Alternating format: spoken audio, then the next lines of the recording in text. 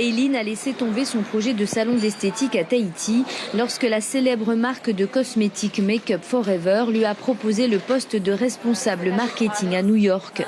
Diplômée d'une école d'esthétique et de commerce, à 26 ans, elle a conscience d'être privilégiée. C'est une chance d'être ici. On voit toujours dans les films l'Empire State Building et on se dit waouh, moi aussi j'aimerais faire partie d'ici et savoir qu'on vient d'une petite île perdue où souvent les gens te demandent ah tu viens d'où, de Tahiti, waouh, qu'est-ce que tu fais ici? Ben oui, c'est le monde à l'envers en fait. La jeune Polynésienne n'est pas rentrée à Tahiti depuis 4 ans. Son petit ami est allemand et elle ne le voit qu'une fois tous les 3 mois. C'est son travail qui la porte, mais parfois, lorsqu'elle pense aux 100 ans que son grand-père fêtera l'an prochain, elle a les larmes aux yeux. Et il suffit d'un coup de blues, une mauvaise journée ou quelque chose qui s'est passé dans la famille, comme j'ai 2 sœurs qui sont enceintes aussi. Et tu te dis que t'es loin, tu rates beaucoup de choses. Donc c'est un peu le prix à payer pour avoir une autre vie différente de Tahiti en fait. Tu imagines revivre à Tahiti un jour? Pour ma retraite, peut-être.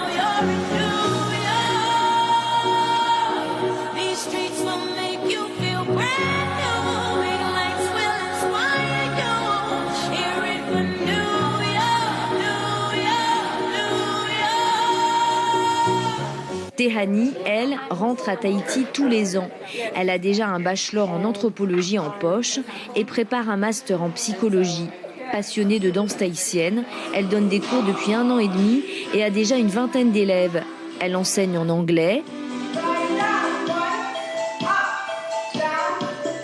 essentiellement à des Philippines et des Hawaïennes. Ça fait une différence parce que déjà on l'enseigne en anglais. Ensuite, j'ai que des Hawaïennes, des Philippines, donc c'est vrai que les cultures se mélangent et c'est super parce que je rencontre plein d'autres personnes et plein d'autres styles de danse aussi. Et puis ça fait toujours plaisir de partager la culture du fénois. Et toi, tu te replonges un peu dans cette ambiance polynésienne à chaque fois? Oui, et c'est ça qui fait du bien. Surtout en hiver, quand il fait gris, quand il pleut, que tu es à New York et tu te retrouves et puis tu peux danser, tu peux t'exprimer, tu retrouves un peu de la chaleur des îles. En plein cœur de Manhattan, la Polynésie résonne. La vie de 2 Polynésiennes à New York, vous l'avez compris, ni l'une ni l'autre n'a pour l'instant envie de retourner vivre en Polynésie. Elles veulent d'abord découvrir le monde, progresser professionnellement et surtout partager des cultures dont la leur.